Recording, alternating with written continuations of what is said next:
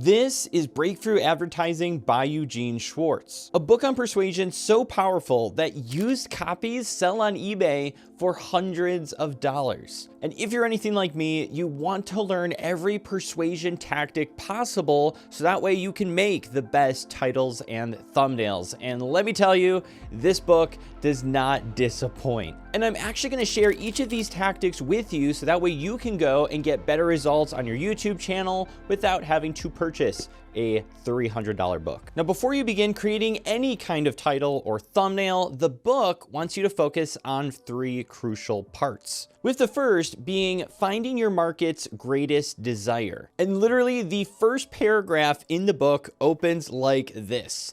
Let's get right down to the heart of the matter.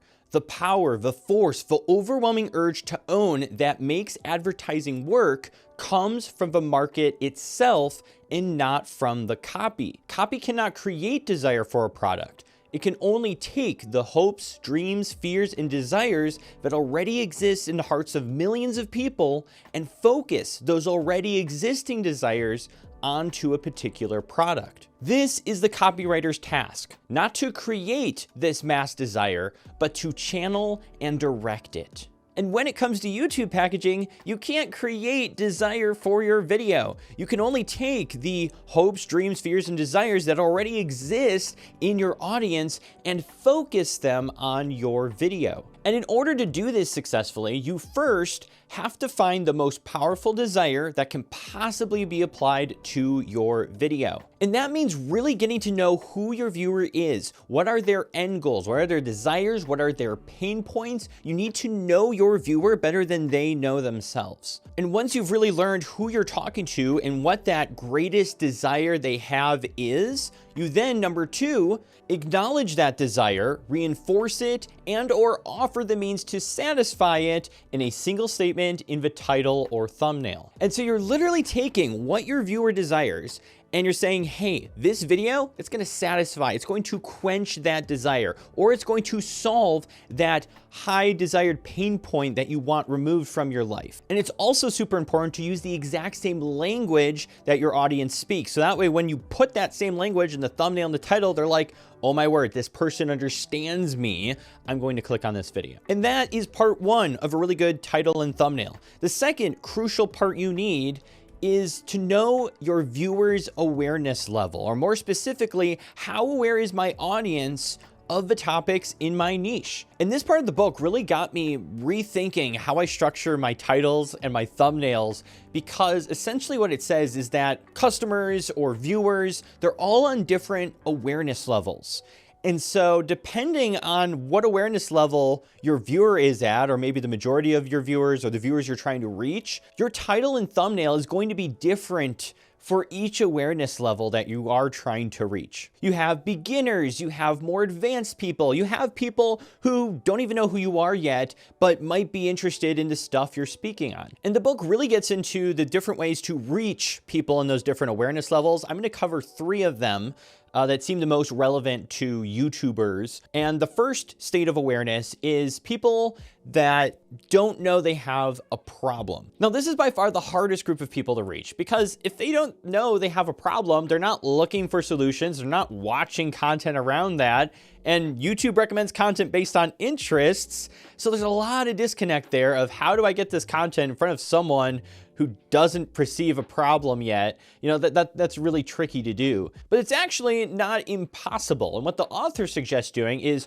targeting that demographic you're trying to serve very broadly and getting their attention and then introducing them to that thing. So an example here, and I actually have some YouTube examples here. I found this video, 10 things I wish I knew in my 20s. Now I'm 45. Now let's say this guy runs a fitness channel and he wants to bring young people in who aren't interested in fitness, but wants them to get into fitness and introduce them to all these different types of things. He could put together this video, and one of the things he wish he knew was, I wish I would have worked out in my 20s and stayed healthy.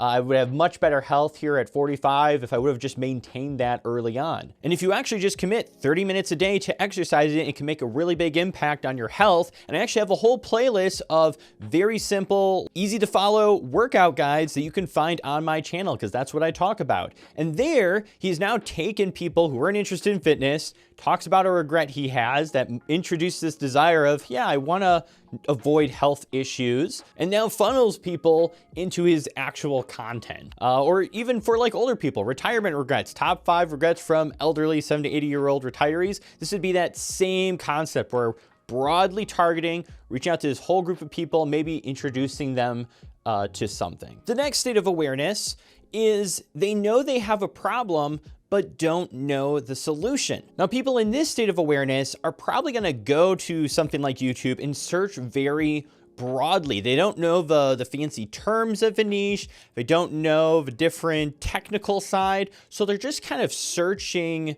based on their problem, or watching things on the homepage or in the short shelf based on that problem. Kind of going back to the fitness niche, someone might search on YouTube, can't lose fat. And so someone could make a video, why you're not losing fat, 4 hidden mistakes you don't realize you're making. Something like that has broader appeal, even for beginners who are getting into the space, versus something like why the keto diet isn't helping you lose fat, where someone who's a beginner may not even know what the keto diet is or have any interest in it. They may not even know that is a way of losing fat. Or another example here, can't do push-ups, just do this. We are targeting the desire, the want to remove this pain of not being able to do push-ups, of not being able to remove fat, and focusing it on our video. Our video holds the solution. Just do this. These hidden mistakes you don't realize you're making, and then poof, that problem's gonna be gone. We're channeling that desire. And the next awareness level is they know/heard of a solution, but are not bought into it fully. So they know some of the technical things, they have knowledge in the space, but they are still debating their decisions, or maybe they're considering making a change to an alternative. And usually these people are a little bit more advanced because they already have some knowledge in the space. So for example, a video like DaVinci Resolve is the new premier video editor. Like, people who are brand new to video editing have no idea what DaVinci Resolve or Premiere or some of these other things. A more advanced viewer is probably gonna watch this and maybe consider switching softwares. Or perhaps this next video, Galaxy S25 Ultra versus iPhone 16 Pro Max, the truth hurts. Again, someone who's gonna watch this is gonna know about the different models of iPhone and Galaxy and things like that. It's not gonna be someone who's new to the phone space, or someone who really doesn't care about phones. They're not going to really know the different models and what's this and what's that and what's recent, etc. Now, what I think is most powerful about understanding the awareness levels is you can actually make videos for each level of awareness. And this is actually an accident that happened on my channel. One of my biggest videos I made was this CapCut video editing tutorial. Got 2.5 million views, did super well. And I wanted to make another video just talking about the best free video editors for iPhone and Android.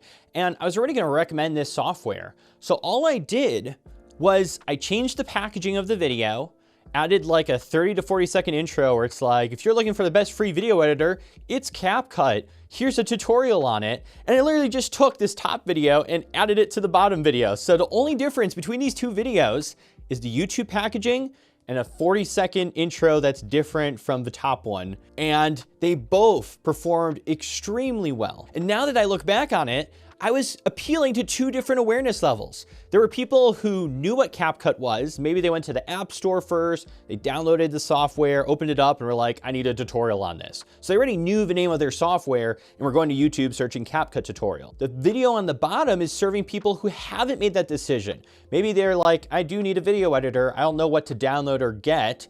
Let me just go to YouTube and search best free video editing app. So literally the exact same video can get views just based on the packaging and how you frame that video, because it's gonna appeal to different awareness levels. And that's pillar number 2. So we know the desires of our market. We know what awareness level they are actually on and where we want to target there. The next core concept here for making titles and thumbnails is sophistication. And essentially what that means is how many videos have been made before yours. And just like the other core concepts, this is going to affect how you make titles and how you make thumbnails. So for example, If you are first in the space making a video, congratulations, you just got the easiest video ever, because you have people actively searching for your content. They're trying to find this solution, and there's no other competition out there, which means you're going to be the only video that they can click on. And you may be thinking, Colin, this is modern day YouTube, like every video has been done, but that's not necessarily the case.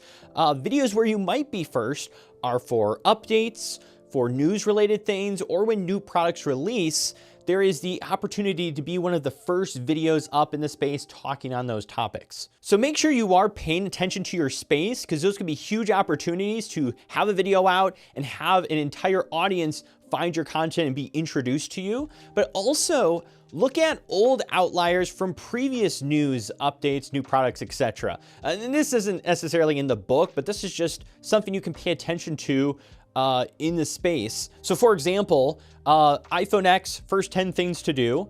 And then you have iPhone 12, first 12 things to do that worked well. Then you have iPhone 16, first 25 things to do. This also performed super well. You get the pattern here. When iPhone 17, 18, 19 come out, guess what? This video is probably going to work again. So try to find those previous news, updates, new product outliers in your space. If you do need help finding those outliers, definitely check out Velio, because I do think that is the easiest way to finding high outlier videos. Hopefully you can find a way to be first in the space. The next level of sophistication is if you are second-ish. The book says second. I'm saying second-ish because, you know, maybe you're entering a space and there's already a few videos uploaded, so you might be second, third, fourth, fifth.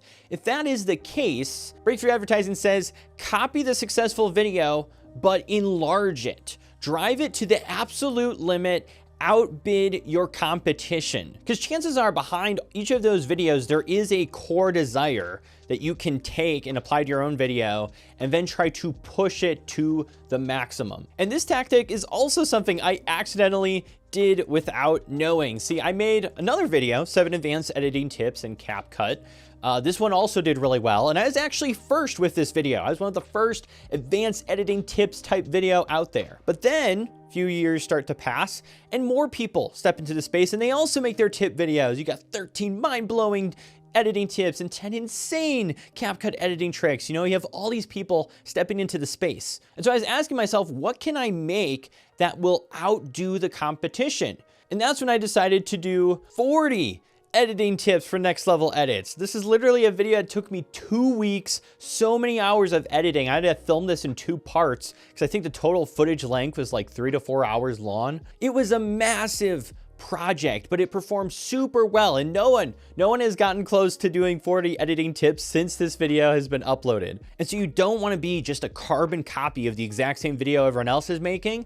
Outdo it. Find a way to stand out and beat the competition and make something that is guaranteed to satisfy the desire of your viewer. And there's other ways you can stand out too and compete. One of those ways is shorter length videos. So you don't necessarily have to go huge all the time. Sometimes just presenting the information the viewer needs in less time than the other person is value. You can also make more up-to-date content. People don't want old, outdated information. So when you put, 2025 update, 2026 update, in your title or in your thumbnail, it shows that your video is more up to date. So even if the top video has 1 million views and it was from 2 years ago, it could be outdated by now, and they'll want to click on the video that's going to present the most recent information. You can also just make a better thumbnail. So, looking at the competitors that are also covering that topic, and then making the thumbnail and comparing it to the competition and seeing if yours is actually better than theirs. If it's not, you go and you remake that thumbnail. You have to be at least on a competing level, but hopefully better than theirs. And if you do want to dive deeper into making competitive videos and making better titles, thumbnails, and video ideas, definitely check out Click Academy. That's where I teach everything I've learned, growing my channel to over 340,000 subscribers, over 38 million views. It's going to teach you the tactics for creating highly clickable videos. There's even thumbnail templates, guides, checklists, all to help you create content that actually gets views. If you're interested, I'll have a link to it in the description. Now, the third sophistication level is an oversaturated niche. So you have tons of people putting out content, making this claim and that claim, and I'm gonna solve this and that. And to be honest, that space right now is the YouTube growth space. There's so many videos promising, flip this setting on, you'll get 1 million views, and do this, do that. So there's a lot of claims going around in these videos. And so I really relate to this one. And this is what Eugene says here. He says, if your market is at the stage where they've heard all the claims in all their extremes, then mere repetition or exaggeration won't work any longer. What this market needs now is a new device to make all these old claims become fresh and believable to them again. In other words, a new mechanism, a new way to making the old promise work, a different process, a fresh chance, a brand new possibility of success where only disappointment has resulted before. And I also think of the fitness niche with this. You've got jazzercise and you've got the shake weight. And right now the other trendy thing is Ozempic. And so you have all these new products, new ways to achieve this desire of losing weight and getting healthy. And those products do stand out and people do buy them because they are trying to find a new way. They've tried things before and it might have not worked, or they might have just not been disciplined in those ways. So try to brainstorm some ways to introduce a new system, a new mechanism, or a new idea into the space that hasn't been done before that makes it feel like this could actually work. And now finally, we have the ingredients here to get into actually creating this title. We know our market's desire, we know their awareness level, we also know the sophistication of our market. And now, let's get into actually strengthening our headline. We've got a lot of ingredients here, and there's additional things that we can add to our titles and thumbnails to make them really, really clickable. Now, the book actually has 38 different ways to strengthen your headline. I'm not gonna go through all of those. I'm gonna pick some that I think are probably most relevant for YouTube, and I'm also gonna show you some examples of it. So the first here is mention the speed of your claim. How fast is this actually going to help me get my desired result or solve my pain? So 30-minute fat-burning home workout for beginners, achievable low impact results. So literally in 30 minutes, I'm gonna be able to burn fat at home, and it's achievable, it's low impact, it's not gonna wear me out and make me super sore, very high appeal. There's a reason why this video got 55 million views.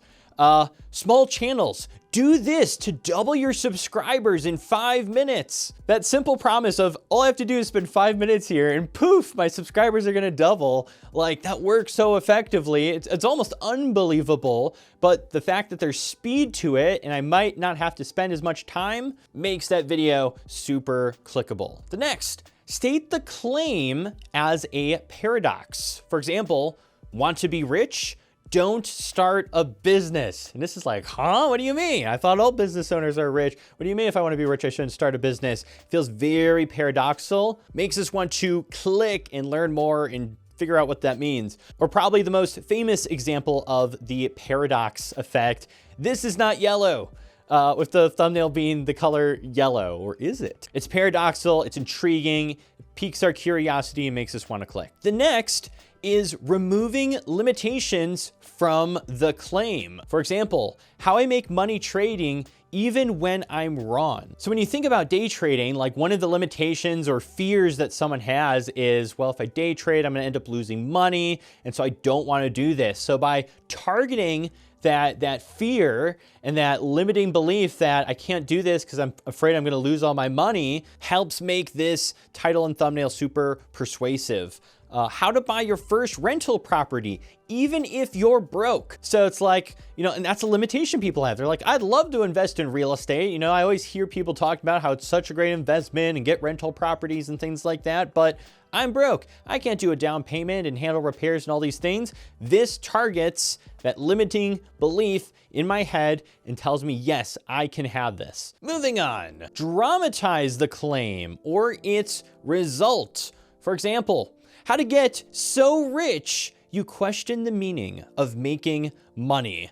Very dramatic title there. And who wouldn't want to make so much money that you question the meaning of making money? That is a super dramatized result there. How to edit so good your viewers get addicted to your videos.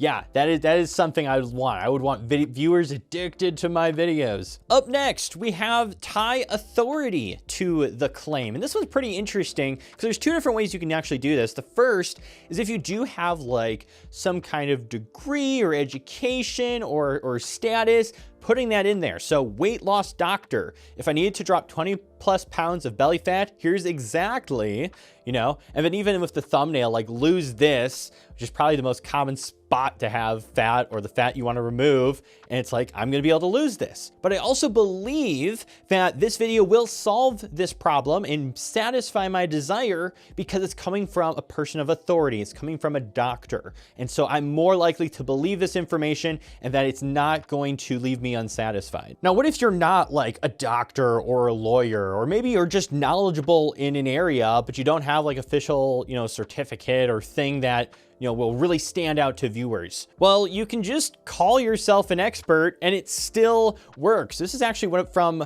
one of my consult clients that I worked with, Rob.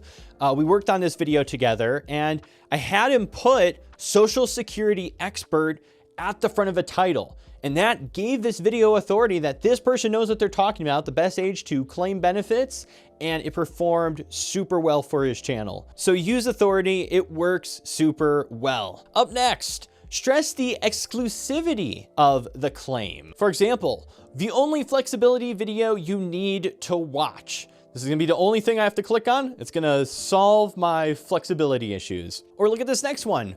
No one will tell you this about corporate. You know, and then the thumbnail says 8 unspoken corporate rules, adding, you know, complementing the title. That kind of title and thumbnail still gives me like this insider knowledge, something I'm not gonna find anywhere else, that no one will tell you, is giving that appearance of exclusivity. Next, warn the reader about possible pitfalls if he doesn't watch your video. So watch this before buying term insurance, and then the thumbnail is, I made a mistake. It's like, I better watch this video before I go and buy term insurance. Apparently this person made a mistake and I don't want to have regret. I'm gonna click on this video to make sure I'm making the right decision.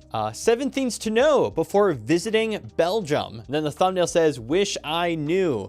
Again, that's making me feel like I'm going to miss something. I need to watch this, or else I'm gonna fall into a pitfall. I'm gonna miss an attraction. I'm gonna make a mistake. I'm gonna waste money and fall for some tourist trap.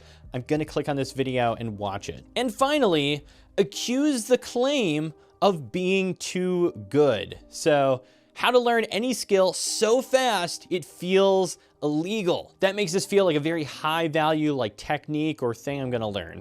You won't believe how quickly this trick will improve your drawing. And then we got a nice little before and after there. And again, it's like there's something special or something magical here. There's something that's just insanely good, and I have to watch this video right now. And that was just a few of the ones he talked about in the book. Like I said, there's 38 of these that he put in there. If you want to read them all, I mean, you can go and pick up the book. And then also the rest of this book gets into actually copywriting, not just like the headline, but actually get into the body copy, which you add into there.